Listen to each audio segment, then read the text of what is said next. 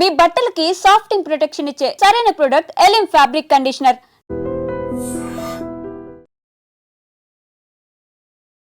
Hi hello నమస్తే, welcome back to our channel. నేను మీ వైషు.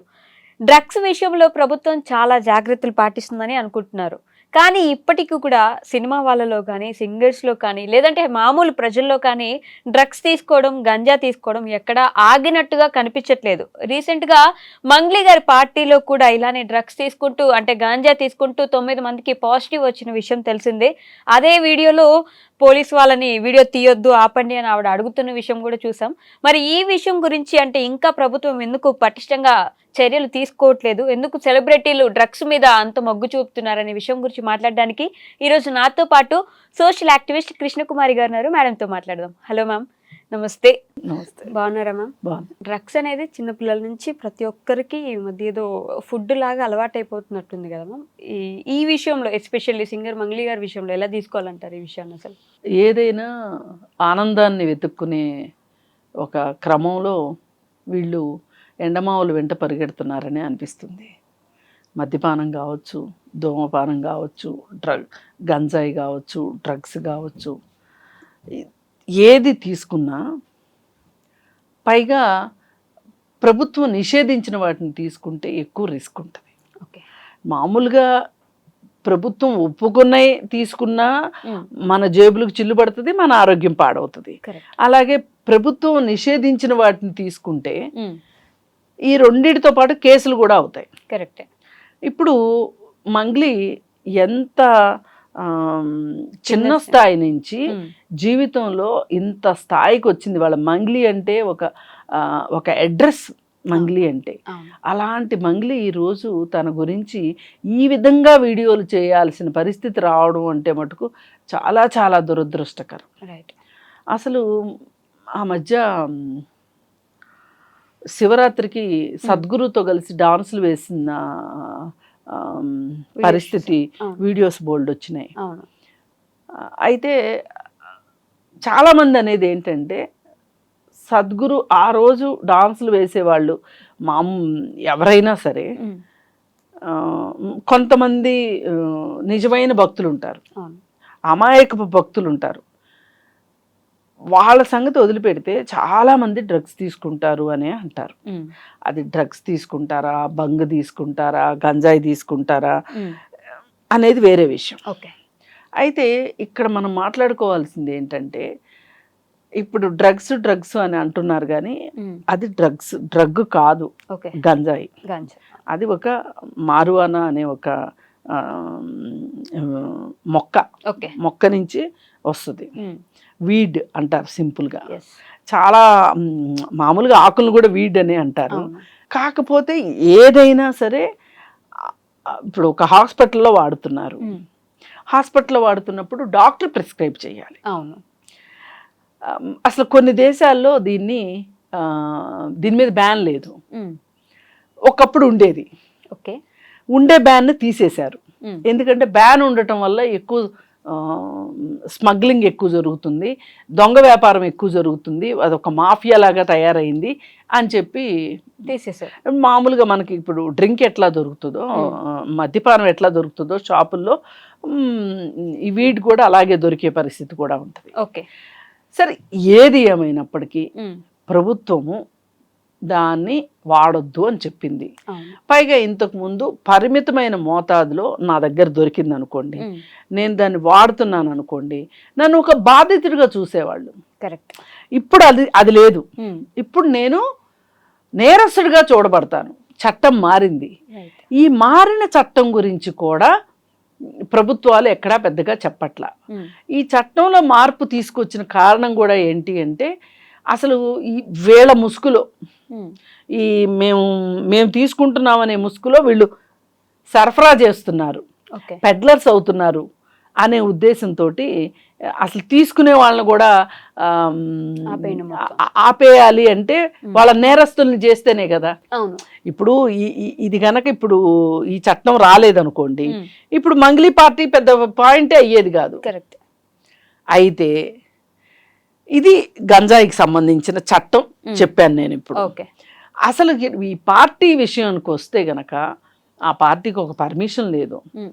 విదేశీ మద్యానికి పర్మిషన్ లేదు, పైగా గంజాయి తీసుకున్న వాళ్ళు ఉన్నారు.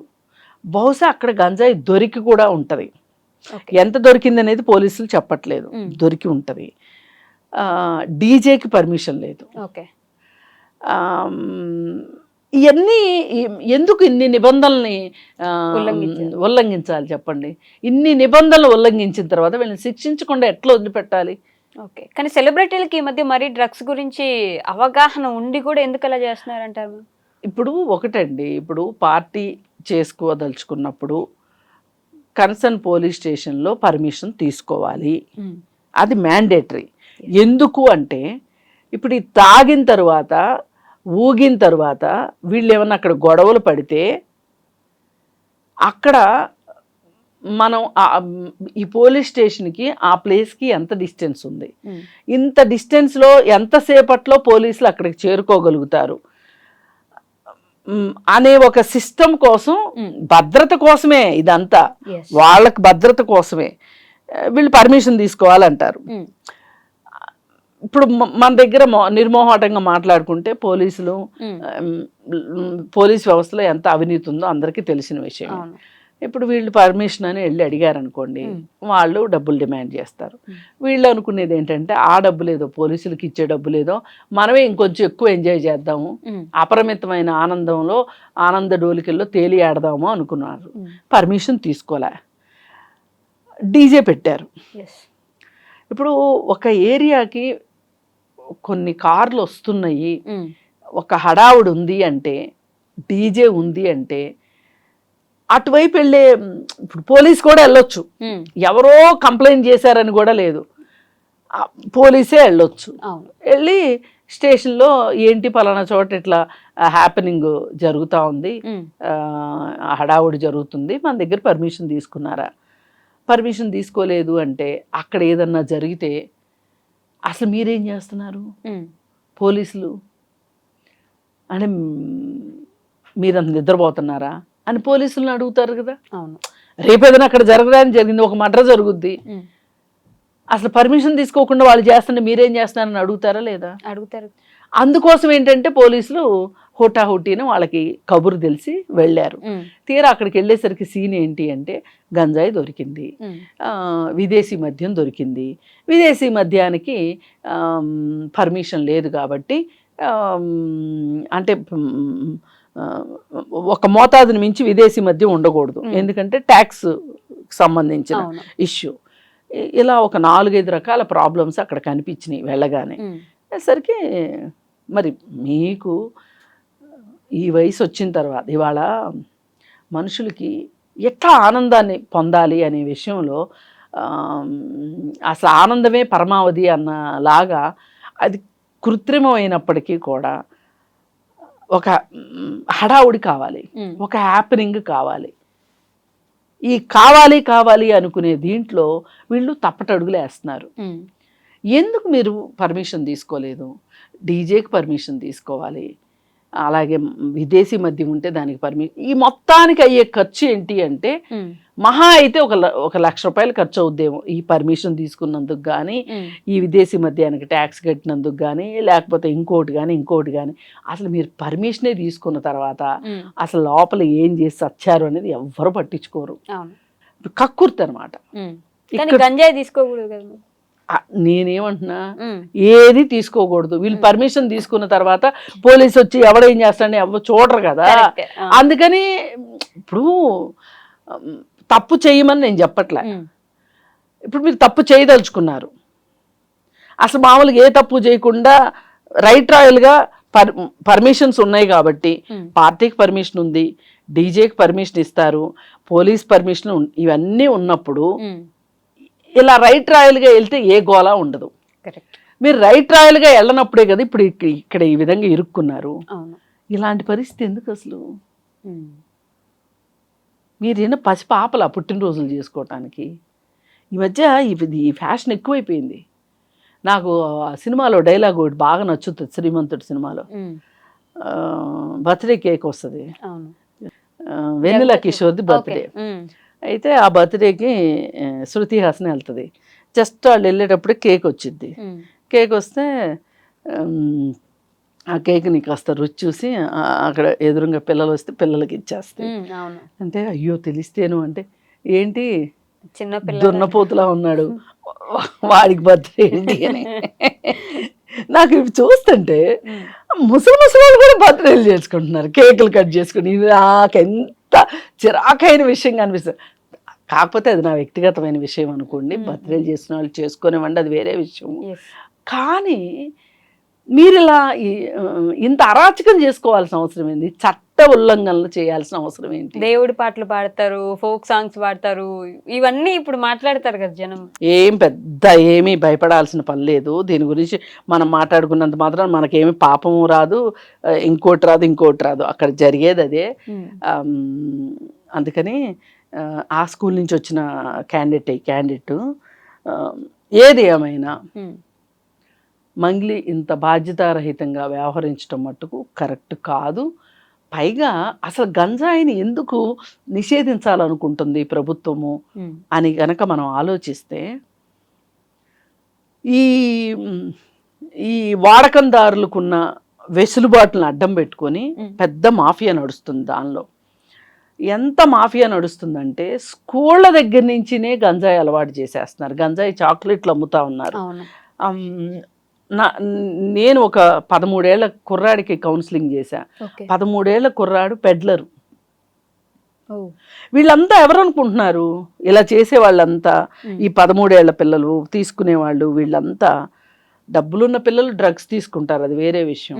వీళ్ళంతా కాగితాలు ఏరుకునే వాళ్ళ పిల్లలు, ఇళ్లలో పనులు చేసే వాళ్ళ పిల్లలు. వాళ్ళని స్కూలుకి పంపిస్తే వాళ్ళు స్కూల్కి వెళ్లకుండా వాళ్ళు చేసి వాళ్ళ జీవితాలు ఇంకా అక్కడే మొగ్గతోటే. ఇప్పుడు కనీసము వాళ్ళ తల్లిదండ్రులు చెత్తబండి నడుపుకునే వాళ్ళు గానో, లేకపోతే సఫాయి కర్మచారులుగా పనిచేసేదానికో, లేకపోతే ఎంత చిన్న వృత్తి చేసుకునే వాళ్ళైనా కనీసం వాళ్ళ తల్లిదండ్రులు ఆ వృత్తులు చేసుకుంటున్నారు. ఎందుకంటే వాళ్ళకి ఆ బ్యాడ్ హ్యాబిట్స్ లేవు కాబట్టి. కానీ వాళ్ళ పిల్లలు ఈరోజు ఇలా 12 ఏళ్ల పిల్లలు, 13 ఏళ్ల పిల్లలు పెడ్లర్స్గా మారితే అసలు వీళ్ళకి ముందు జీవితం ఎట్లా గడుస్తుంది? వాళ్ళు ఈ లగ్జరీకి అలవాడిపోతారు, ఈ విలాసాలకు అలవాడిపడిపోతారు. కష్టపడే తత్వం ఉండదు. కనీసం వాళ్ళ తల్లిదండ్రి చేసిన వృత్తులు కూడా చేసుకోలేకుండా ఆ వృత్తులే దుర్భరమైన వృత్తులు అనుకుంటే కనీసం ఆ వృత్తులు చేసే ఇది కూడా వీళ్ళకి లేక వీళ్ళు నేరస్తులుగా మారుతున్నారు. అందుకు గంజాయిని నిషేధించాలనుకునేది. కాకపోతే ప్రభుత్వం చేస్తున్న తప్పేంటి అంటే, మీరు ఇన్ని కట్టుదిట్టమైన చర్యలు తీసుకున్నాం అంటున్నారు, అసలు ఇంత గంజాయి ఎక్కడి నుంచి దొరుకుతుంది? రైట్. ఇప్పుడు మీరు నిన్నటిదాకా బాధితుడిని ఈరోజు నిందితుడిని చేశారు, ఓకే బాగుంది. అసలు ఈ బాధితుడు కానివ్వండి, నిందితుడు కానివ్వండి, ఇతనికి గంజాయి ఎలా వస్తుంది, ప్రభుత్వం ఏం చేస్తుంది? నేను ప్రభుత్వాన్ని కూడా నేను నిలదీస్తున్నా. ఇప్పుడు ఈ విషయంలో మంగ్లీని ఆమె దుందుడుగా మాట్లాడుతుంది, వీడియోలు తీయొద్దు ఆపేసాయి, పోలీస్తో మాట్లాడుతుంది. ఆమె ఒక హైలో ఉంది. ఎందుకంటే మేము అసలు ఎంత సంతోషంగా పార్టీ చేసుకుంటుంటే వీళ్ళెవరబ్బా వచ్చారు, యమదూతల్లాగా వచ్చారే, యమకింకరులా ఉన్నారు వీళ్ళు అని ఆ కోపము, ఒక డిసప్పాయింట్మెంట్ నుంచి వచ్చిన కోపం ఉంది చూసారా, ఆ కోపం కనిపిస్తుంది. అది ఇప్పుడు నేను ఇలా మాట్లాడితే రికార్డ్ అవుతుంది. దీనివల్ల రేపు మళ్ళీ నేను నా నేరము మల్టిప్లై అవుతుంది అనే ఒక విచక్షణ కూడా కోల్పోయిన పరిస్థితిలో మంగ్లీ కనిపిస్తుంది. ఇలా బానిసలైన వాళ్ళకి జీవితాలు ఇలాగే అవుతాయి. అందుకే వీటి జోలికి వెళ్ళొద్దు అని చెప్పేది. అందుకే ఇప్పుడు ఈ పాపం ఈ రోజుది కాదు ఇది. ఇప్పుడు ఈ గంజాయిని నెమ్మదిగా ఎట్లా అలవాటు చేస్తారు అంటే, హుక్కా కూడా నిషేధం. అయితే ఆ హుక్కాలో టీనేజ్ పిల్లలు వెళ్తూ ఉంటారు హుక్కాల దగ్గరికి, దానిలో ఈ ఫ్లేవర్స్ కలుపుతున్నారు. ఈ ఫ్లేవర్స్ కలపటం వల్ల వాళ్ళు పదే పదే అక్కడికే హుక్కాకి వెళ్తున్నారు. వెళ్ళి అది ఒక మత్తు కదా, ఆ మత్తుకు అలవాటు పడిపోతున్నారు. అంటే ఎడిక్షన్ ఏ స్థాయిలో జరుగుతుందో చూడండి. గంజాయి చాక్లెట్ల దగ్గర నుంచి, హుక్కా దగ్గర నుంచి, ఇంకొంచెం పైకి వెళ్ళిన తర్వాత డైరెక్ట్గా వీడు. ఇవన్నీ చూస్తుంటే ఈరోజు ఎంత ఆరోగ్యంగా శారీరకంగా కావచ్చు, మానసికంగా కావచ్చు ఆరోగ్యంగా ఉండవలసిన వాళ్ళు పిల్లలు వీళ్ళు చదువుకునే వయసులో చదువుకోకుండా జీవితాల్లో స్థిరపడకోకుండా ఉద్యోగాలు రాక ఒక రకమైన అలజడిలోకి వెళ్ళిపోయే పరిస్థితి, నేరస్తులుగా తయారయ్యే పరిస్థితి చిన్నప్పటి నుంచినే వీళ్ళకి ఇదైపోతుంది. అందుకని ప్రభుత్వాలు ఈ విషయంలో మటుకు చాలా సీరియస్గా తీసుకోవాలి. ఇప్పుడు ఇక్కడ ఈరోజు ఉన్న మన చట్టం ప్రకారం మనం ఏమైనా చట్టాన్ని ఫాలో అవ్వవలసిందే. ఈరోజు చట్టం ప్రకారం ఈ పార్టీ పెట్టి పర్మిషన్లు తీసుకోకపోవటము ఇవన్నీ చేసిన అతిక్రమణల కోసం మంగ్లీని ప్రశ్నిస్తారు, అరెస్ట్ చేస్తారు. అలాగే ఎవరికైతే పాజిటివ్ వచ్చిందో వాళ్ళపైన కూడా కేసులు పెడతారు, నమోదవుతాయి. అందుకే